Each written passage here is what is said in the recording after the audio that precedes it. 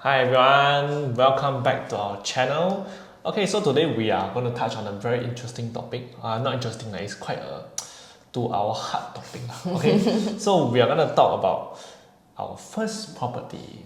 Okay, so we actually sold our first property, and if you look at the screen, this is what we look like when we were young and dangerous.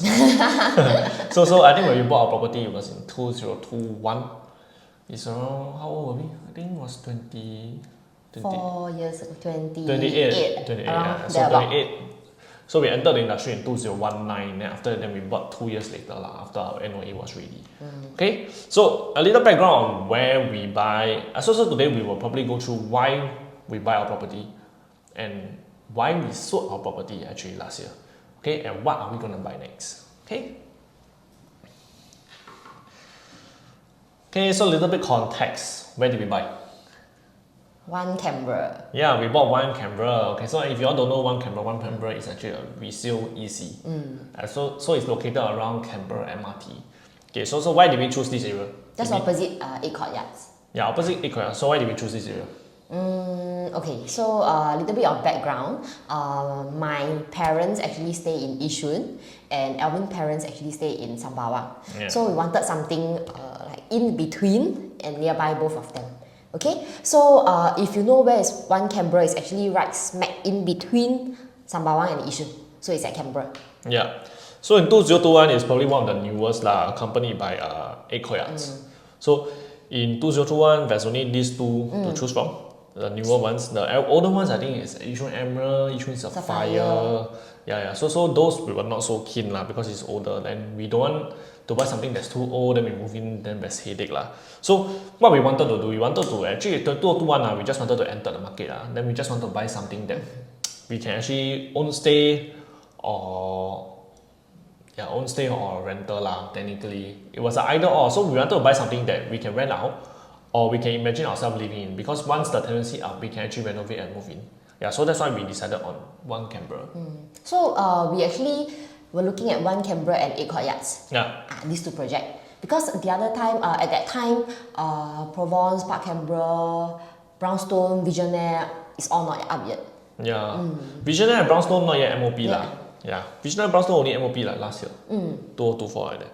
Okay. So what were our options when we were considering? Of course, first one, resale HDB. Second one, new launch.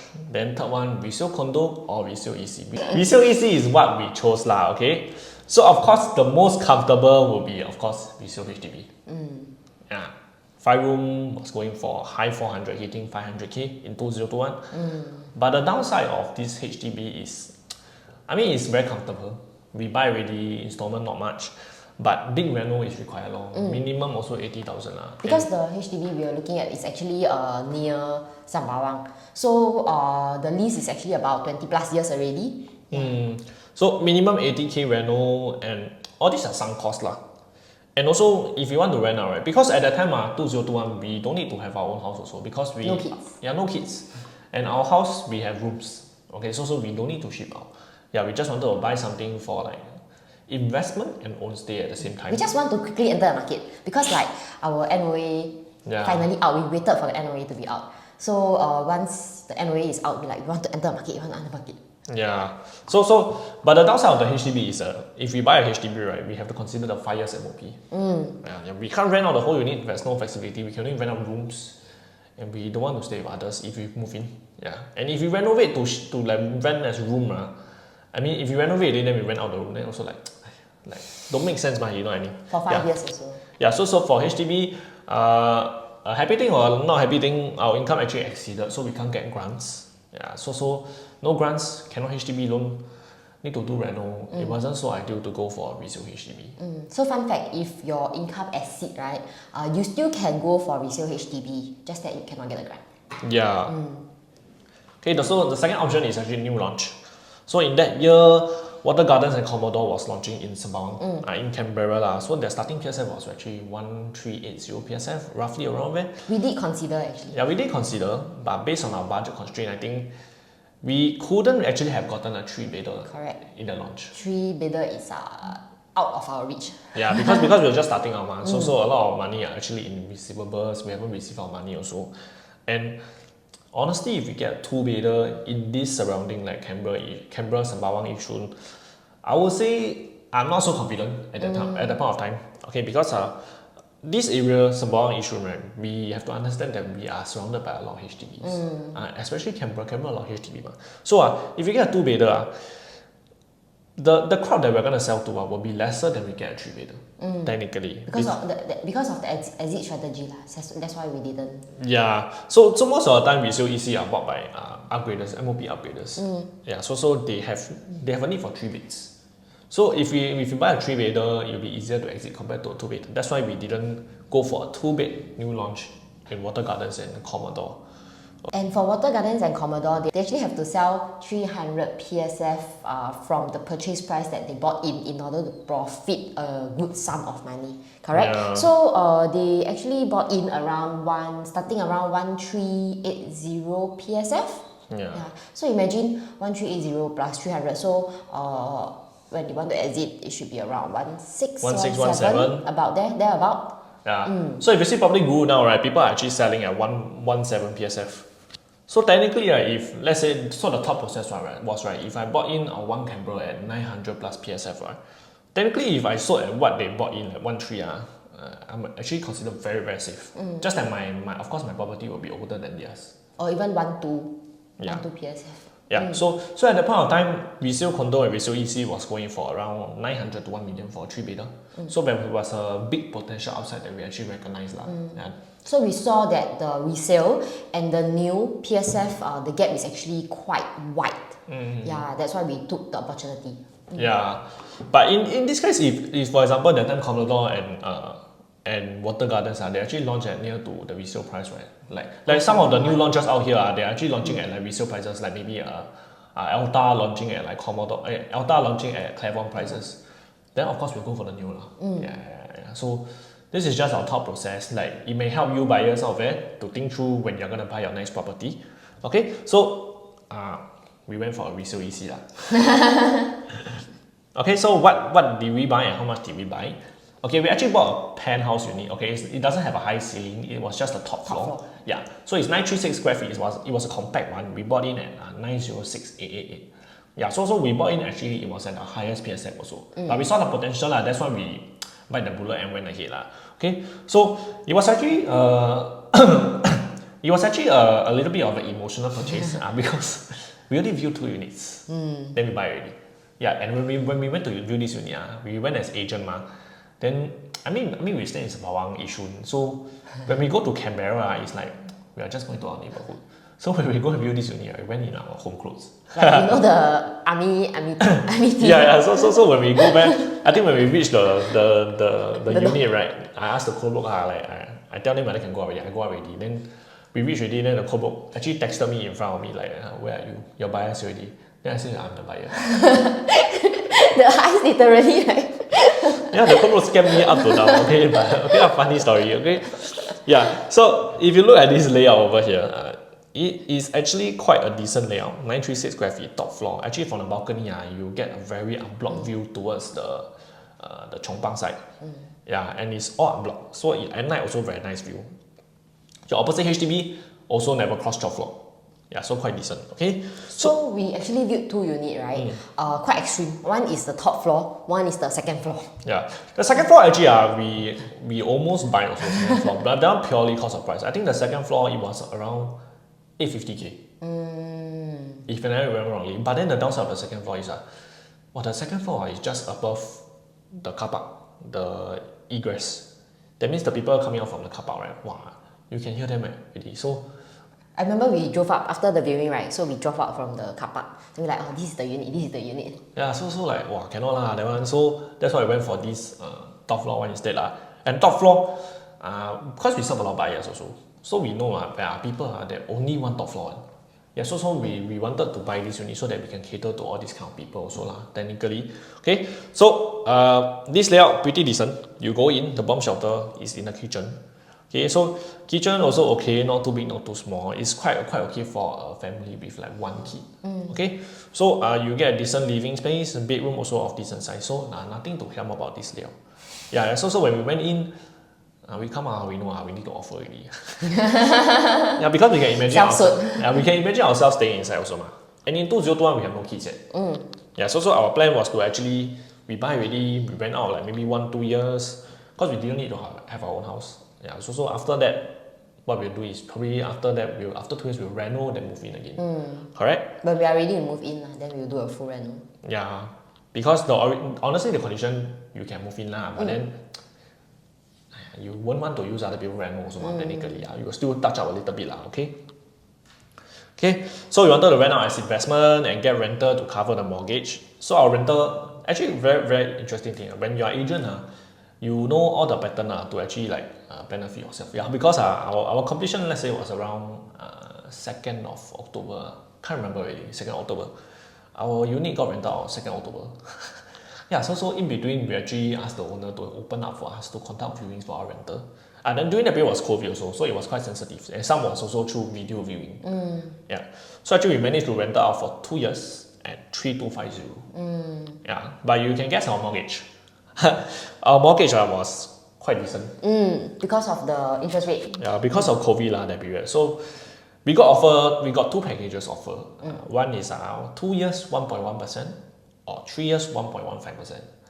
Whatever I see the 1.1%, I'm actually very keen to take the 1.1%. But then we took the difference of 0.05% only Yeah, so we decided to go for the 3 years one because we just want to lock in a lower rate and we don't know what will happen in future technically. So our mortgage 3 years 1.15%, I would say that was the best move ever.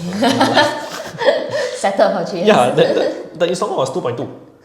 Yeah, I think it's equivalent to it was equivalent to a HDB purchase installment also. So 2.2k, my rental 3250, we actually get passive 1k to cover maintenance as well. Still positive. Yeah, correct. So after that, what happens after 2 years? After 2 years, it was 2023. So in 2022, our baby popped out. Yeah, so we wanted to move into this place, but we realized that actually baby was too young and we needed help. And just nice, both our parents, one of them retired already, so we actually needed the help that we could get. And that's why we decided to stay at my place instead and continue to rent out. And also at that time, our rental was super attractive. At 2023, the rental, we actually increased from 3250 to 4.1k, while our installment was capped at 2.2k. So it was like a 1.9k extra every month. Yeah. So anybody out there, you will do the same move as me. Yeah, but of course the baby was too small. We couldn't take care of ourselves because us as agents, we need to go and run appointments every time. We definitely need help. And that time we didn't hire a helper also because I mean some of our parents they don't want helper. Yeah. You guys know what I mean, okay? Yeah. So because our plan was also to enroll our baby into school from 18 months onwards. That's the reason why he's still with us the first 18 months. Yeah. Okay. So fast forward to 2024. Of course, interest rate already went up. Everybody also knows. So we actually refinanced in 2024 to like 2.9%, 2 years. The mortgage is still very healthy, 2.8k. And right now our rental is still running. Okay. So this is what we bought in. Okay. Fast forward to 2024. Okay, so on 8 April 2024, we sold off our flat. Yay! Okay, but it was quite an interesting situation because the buyers that came to buy our flat, okay, it's quite a complex situation. So buyers out there, you can try to slowly understand what we're saying. Because sometimes when my agent friends they ask me, hey, 我卖家了没有? I tell them I sell already, long option. They also what's happening? They also cannot understand what I'm saying. Yeah, but what actually happened was when you buy and sell private, when you buy private, you have 3 years SSD. Yeah. So meaning to say, if you sell within the first 3 years, you will incur additional seller stamp duty. So in order to avoid this seller stamp duty, what usually people do is they sell from the 4th year onwards. Yeah. So that's why we say when you buy private, you have 3 years MOP but technically it's not MOP. If you are in distress situation or your property accelerate the growth until maybe 1 year 50%, then you can sell you know what I mean? Bite the bullet, pay the SSD and sell. Yeah, but I know of people who pay SSD also. But okay, so the buyers that came to view our unit during tenancy, so our tenant open for them. Very nice, our tenant. Yeah, tenant was very nice. Okay, so they were under this 3 years SSD, meaning they sold their flat, but then they were still under the 3 years SSD. I think they have 1.2 years more to clear. About 1.5 to 2, is it? Yeah, 1.5 years to clear. Yeah. So they actually us, right? Okay, so for us, our situation is right. We don't want to disturb this tenant also. Yeah. If anybody that buys our unit, we don't want to break their tenancy. We will want the buyers to actually buy with tenancy, or we do a long option period until the tenancy is over. Yeah. So just nice, right? That it's like this buyer come in, they need long option period. Which will exceed the tenancy period. Yeah, so we make sure we have to the completion exercise have to exceed the tenancy period lah. So just nice this buyer come in, so they viewed and they actually like they offered lah with a initially it was quite a low offer, but what we wanted was okay lah, we wanted a 2025 pricing. yeah. Everybody want to sell high, right? Yeah. So it was either they take over the tenancy. Right, I mean, either they take over the tenancy, our name can exit, and we can buy our next property, or if they want to tie us to the long option, right, that means we have to tie our name for like maybe the next 1 year and a half, right, we will want a higher price, because we don't know what will happen in future. And of course, I believe the prices will keep going up. So if I lock in the price now for the future price, I feel it's more worth it. And technically, our rental is still ongoing, and we are still getting the rental income. Okay, so of course, we sold it at a higher price. Later and they give a very good price. They gave a very decent price. Until now, nobody break our price yet. Yeah, okay. So they also gave a higher option fee. So buyers out there, when you're negotiating a long option, right? Yeah, you must be prepared to give a higher option fee. Because, right, let's say, because this buyer, they actually offer us 18 months option. So from April 2024, we actually sold, but they will only exercise on October 2025. So that's like 1.5 years, like 18 months roughly. Okay, so these 18 months, we need to get a higher option fee because we need to safeguard our interest. Because in any case, if they don't exercise in these 18 months, if you only take 1%, we only taking care from that. And it's very big opportunity cost. Yeah, so we took around 3.5% from them. Yeah, so 40 plus thousand. So our thinking was, okay, why did we decide on this 40 plus thousand? Our thinking was, right, in any case, if this buyer really back out due to whatever reason, right, then technically, 40 plus thousand you divide by 18 months, right? Let Joyce do the math down. Okay, I use 45, okay? 45,000. 18 months, so it's about 2.5K. So essentially, right, my rental will just be around 6.6K a month. Yeah, so pretty decent. And there's no opportunity cost because we are still holding rental. Yeah, but I would say this is really a very long option period. You can only do that when you have a place to stay and you don't mind. You don't mind. Yeah, because of this long option period, we actually lost out a lot of opportunities already.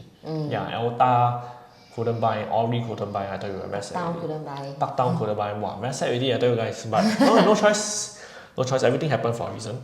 Okay, so hopefully this year, October, everything goes smoothly. Buyers will actually exercise and our names will be free to buy our next property.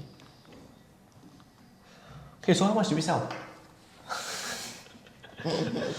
So you can look at the screen. Okay, all these are real one. Okay, so 3rd October they will exercise. We actually sold for 1.23 million. Okay, so it was a 323,000 gain in actually 3 years. Yeah, so I would say it's quite a very decent profit. When we bought in, we're actually looking to earn around 100 plus 200 max. But actually we got 300. Wow, we're very happy because until now, still nobody crossed this price for this unit size. 300,000 is excluding the rental. Yeah. For a 936 square feet unit. Yeah. So basically, what I've been paying all this while, maintenance fee, but maintenance fee was also covered by my rental. So essentially, it's like a free property, you can say so, okay. So 936 square feet. Ours is 936 square feet. The smallest is 1 Canberra. Okay, only one stack. Yeah, only one stack. Stack 20 is the nearest to the tennis court. Yeah, but the view is the best, I feel. Okay, but the next smallest will be 947. The 947 square feet, none of them have actually crossed 1.23 million. Yeah. But if you don't believe me, you're going to search, you'll see you don't have 1.23 million, right? It's because buyers haven't exercised. Yeah, so I really transact already. I really sell already, okay? I get the option fee in my bank already. Okay, so what's going to happen next? Of course, the next one will be to roll the money into our next property. Yeah, but then the big question might be why we decide to sell now. Because 900 plus K 3-bedroom, I don't think you can find anything out there now. And our outstanding loan now left like 600 plus. Installment also 2.8. Honestly, if we were to keep the property, don't do anything, it's quite comfortable. But Because of two magic words. Asset elevation. Okay? Okay, so but what we say is true lah, okay? Because 900 plus square feet, 900 plus square feet, 900 plus K we bought in. Now we sell 1.2 plus. I mean, we transact 1.2 plus lah, okay? But our neighbors, Visioner and Brownstone, are transacting at 1.4 million for 3 bedrooms, and some of them are even smaller. Yeah, so it's really. I can understand why buyers out there, like sellers out there, we all are so hesitant to sell also, because when we wanted to sell, we also are thinking, wow, 要不要 hold 住这个 property? Like, yeah, but because of asset elevation, right, we have to do this lah. I mean, this is for our future. It's a bit like, do we want to make ourselves uncomfortable when we are comfortable now? Yeah, right now it's super comfortable, guys. Like super comfortable. So when if we decide to sell and we buy a bigger one or more or higher quantum one, we actually go into more depths. And it's more uncomfortable technically. Yeah, because we are doing sales every year the sales. I mean, for now we have been consistent now, but you know, sales, something might happen. We don't know. Maybe COVID might happen again. We also don't know. Yeah. So when we do sales, we have this variable here lah. Okay. So priority reason to sell is asset elevation instead of holding on to this property. Yeah, we decide to sell so that we can get something that's bigger and also of higher value. Yeah. So why do we do that? And what is asset elevation? Yeah. Okay.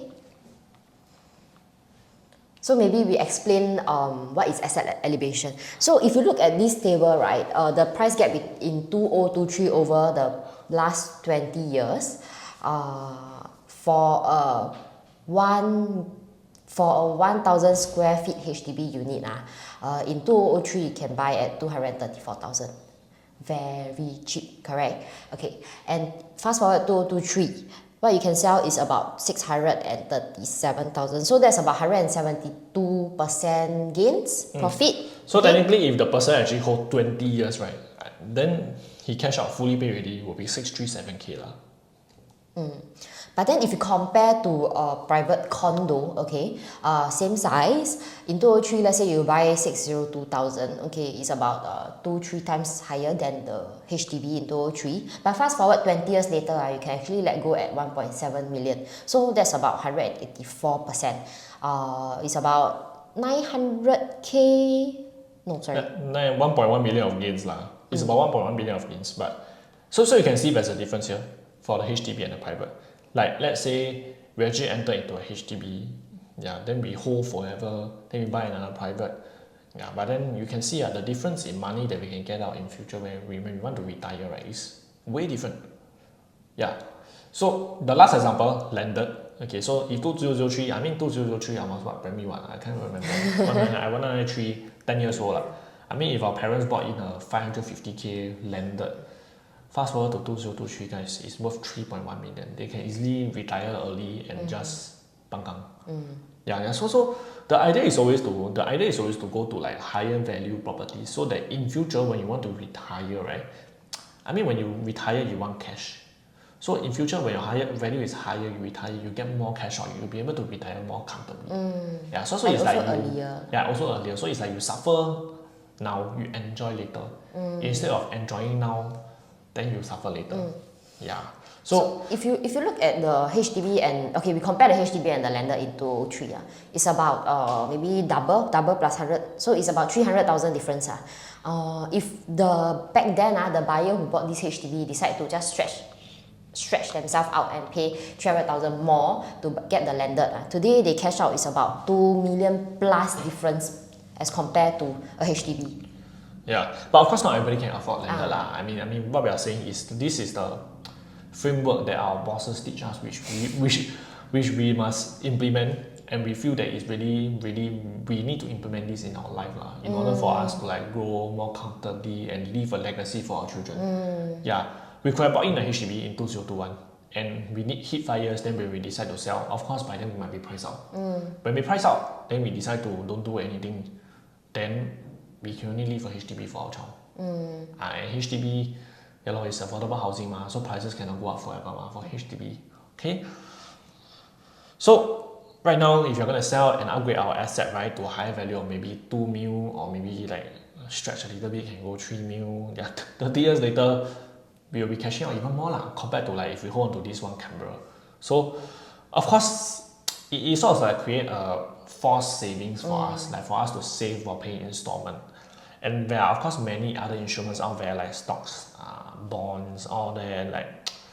But for us, our property is the most straightforward. We don't have time to play with all these stocks and bonds, which we don't understand also. Yeah, so property we understand. So that's why we decided to like go into property first. I mean, upsize our assets and elevate our assets. Yeah, so when we talk about asset elevation, right, what we are talking about is within your budget constraint. Yeah. So if let's say you can stretch, then okay, you can go ahead and stretch, but not to like I want to buy like a 5 million property, but I need to borrow a lot of money, and not that's not what we mean. Yeah. So right now our budget maximum I think around 3. I'm very honest with you guys, around 3. I wouldn't go and aim for a 4 million property because I think I will be stretching. I can't overstretch. Overstretch I tell you, later become like my oversized t-shirt, guys. I can't overstretch. Yeah, it will be very tiring for us because we have 2 kids also. Yeah, so everybody have different scenario. So if you're unsure of what to do, you can reach out to us also because not all plans cater to everyone. There are some instances whereby we tell our clients to don't go private also because of their family situations. Not everybody can go private as well.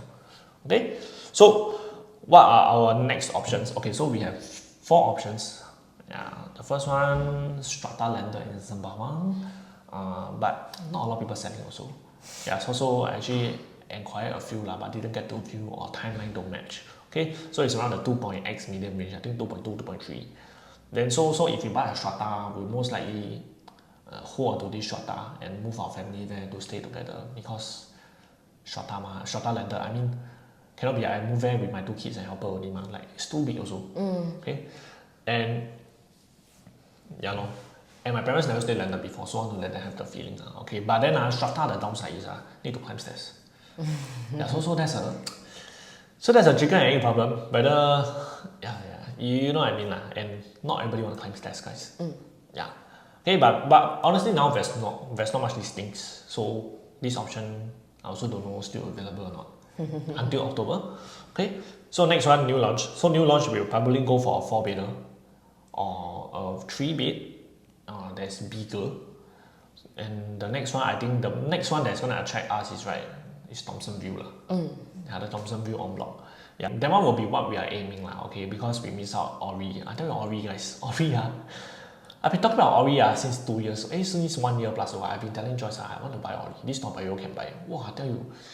Then when Ori launched but my buyer have exercise tired. Really very tired. Ori is like Ken and Ori. Wow, really. Wasted Ori really damn wasted. Then next one I see I see Alta launch Wow. After I also get to buy also cannot buy. Tired. Okay, never mind. Next one, Thomson View. Okay, so if there are other better options, of course we also consider. But right now, I think we are aiming Thomson View because of the potential. It's near to Aitong. Okay. Third option, resale condo EC. Of course, the next option can also be a 4-bedder resale EC at Visionaire. So they are going for around 1.8. Yeah, of course, it's back to Sembawang Okay. But then, if you go into resale condo EC, then we probably have to go in with 1 lane. And then the other, we have to slowly save up to buy another one. So it's either we go into a 1.8 quantum now, or we immediately jump to a 2 point something to 3 mil quantum, a bigger one. And so it's a pros and cons. We have to weigh our options.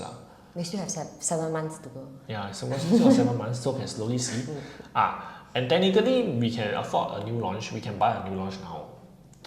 Since we got a place to stay, that's why we don't want to waste this opportunity also. You know what I mean? Okay.